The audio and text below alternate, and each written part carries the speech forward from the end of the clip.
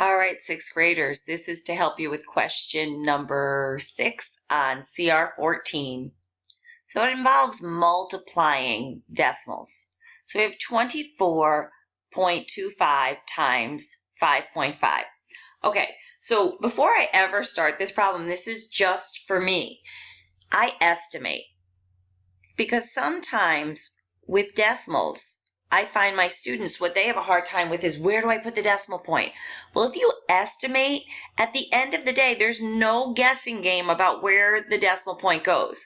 If you take a look here, 24.25, I want to make easy numbers to work with, so I could make that about 25 times 5.5. I just want my numbers as easy as possible, so I'm just going to make that 5.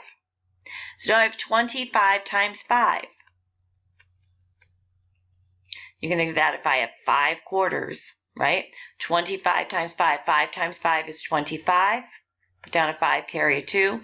5 times 2 is 10, and 2 more. So my answer has to be somewhere around 125.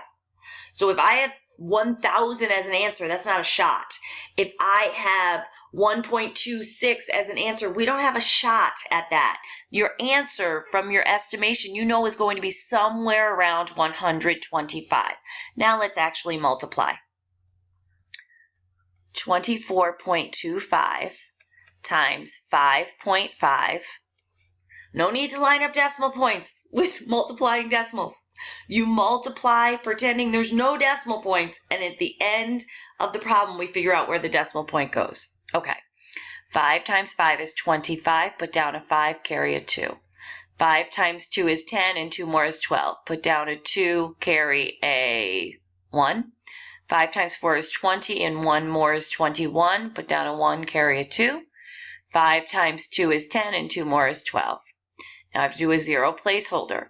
I move to this 5. I say 5 times 5 is 25. Put down a 5, carry a 2.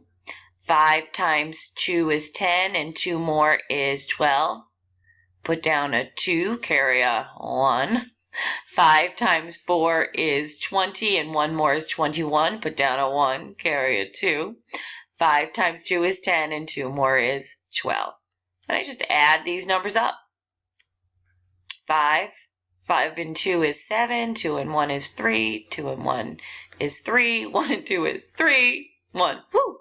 Okay. So as I look here, I'm like, wow, where would that decimal point go? Well, I know my answer has to be around 125.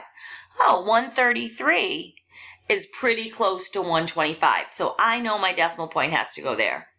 Now in 6th grade, they remind you how to place the decimal point. You start at the end of the number and you say, how many times did we move that decimal place over? 2 places.